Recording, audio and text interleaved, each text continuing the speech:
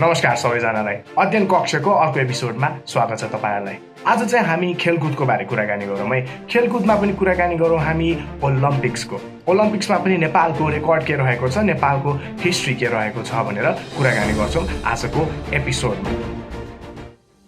2020 मा चाहिँ जापानको क्यापिटल टोकियोमा ओलम्पिक्स हुने तय गरिएको थियो, तर कोरोनाको कारणले चाहिँ त्यो हुन पाएन। अब 2021 जुलाई 8 देखि चाहिँ जापानको क्यापिटल टोकियोमा ओलम्पिक्स हुन गइरहेको छ।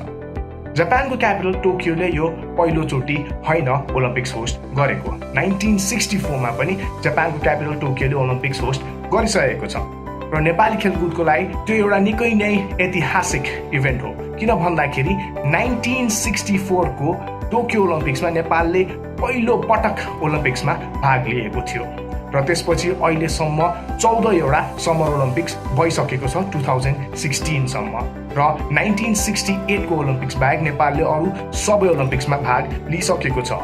अहिलेसम्म नेपालले 13 वटा समर ओलम्पिक्समा भाग लिइसकेको छ भने अहिलेसम्म 4 वटा विन्टर ओलम्पिक्समा पनि भाग लिइसकेको छ।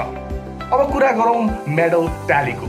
स्याडली नेपालको अहिलेसम्म मेडलमा खाता खुल्न सकेको छैन। नेपालले एउटा पनि मेडल जित्न सकेको छैन। तर अर्को रेकर्ड कस्तो छ भन्दाखेरि चाहिँ 1988 मा चाहिँ साउथ कोरियाको क्यापिटल सियोलमा भएको ओलम्पिक्समा टेक्वान्डो एउटा एक्जिबिसन स्पोर्ट्सको रूपमा थियो र त्यति बेला नेपालका विधान लामाले टेक्वान्डोमा ब्रोन्ज मेडल जित्नु भएको थियो। तर त्यो एक्जिबिसन स्पोर्ट्स मात्र भएकोले चाहिँ आधिकारिक मान्यता पाएन। No official recognition of that medal.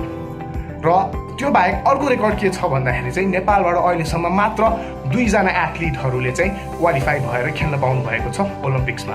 अरु बाँकी सबैजनाले वाइल्ड कार्डबाट एन्ट्री पाउनु भयो भन्दा बाँकी 2 जनाले चाहिँ क्वालिफाई भएर नै खेल्न पाउनु भएको छ। 2004 मा ग्रीसको क्यापिटल एथेन्समा भएको ओलम्पिक्समा सङ्गीना वैद्य टेक्वान्डोको लागि क्वालिफाई हुनु भएको थियो भने त्यसको 4 वर्षपछि 2008 मा चाइनाको क्यापिटल बेइजिङमा भएको ओलम्पिक्समा पनि दीपक बिष्ट टेक्वान्डोकोमै क्वालिफाई हुनु भएको थियो। सो अहिलेसम्मको रेकर्ड यस्तै रहेको छ। नेपालले अहिलेसम्म मेडल जित्न सकेको छैन। सो लेट्स होप कि आगामी दिनमा नेपालको परफर्मेन्स राम्रो हुँदै जाओस् र नेपालको मेडल ट्याली पनि इम्प्रुभ होस् भन्दै आजको एपिसोड यही सकिन्छ। Do like, share and subscribe our YouTube channel of Nima Academy and do let us know तपाईहरुलाई के टपिकमा चाहिँ हामीले नेक्स्ट भिडियो बनाओस् भनेर।